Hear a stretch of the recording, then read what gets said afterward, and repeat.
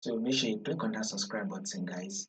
If you are yet to subscribe, like and share. Now let's see what we'll be expecting for the day on our Euro GBP.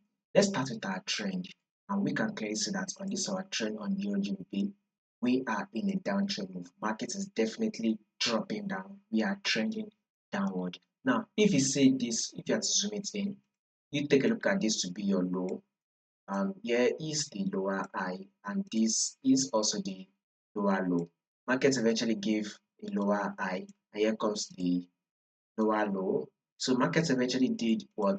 A lower high, and now we are expecting market to continue to give us that drop that will eventually form a new lower low. So a new lower low is what we are expecting next. So we should be expecting another further drop that will give us a new low, which would take out the previous low. So a bearish move is what we'll be expecting for the day on Euro GBP.